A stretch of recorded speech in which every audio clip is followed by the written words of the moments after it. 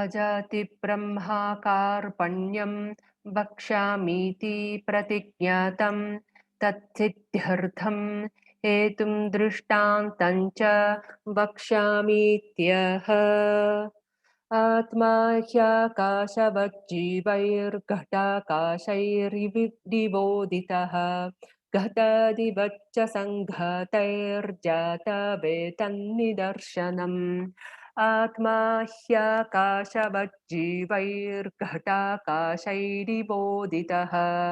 घटादिवच्च सङ्घातैर्जातवेतन्निदर्शनम् आकाशवद्भिः आत्मा घटाकाशैः इव जीवैः उदितः घटादिवच्च सङ्गातैः आत्मा उदितः जातौ जातिविषये एतत् निदर्शनम् आत्मा परः हि यस्मात् आकाशवत् सूक्ष्मो निरवयवः सर्वगत आकाशवदुक्तः जीवैः क्षेत्रज्ञैः घटाकाशैरिव घटाकाशतुल्यैः उदितः उक्तः स एव आकाशसमः पर आत्मा अथवा घटाकाशैर्यथा आकाश उदितः उत्पन्नः तथा परो जीवात्मभिरुत्पन्नः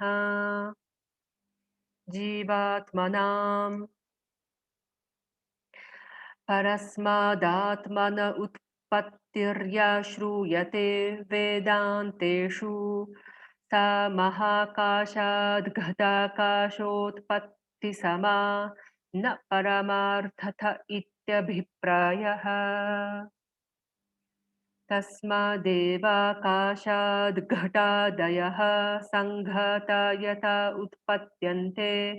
एवमाकाशस्थानीयात् परमात्मनः पृथिव्यादिभूतसङ्घाता आध्यात्मिकाश्च कार्यकरणलक्षणा रज्जुसर्पवद्विका विकल्पिता जायन्ते अत उच्यते घटादिवच्च सङ्घातैरुदित इति यदा मन्दबुद्धिप्रतिपिपादयिषया श्रुत्या आत्मनो जातिरुच्यते जीवादीनां तदा जातावुपगम्यमानायाम् एतन्निदर्शनं दृष्टान्तः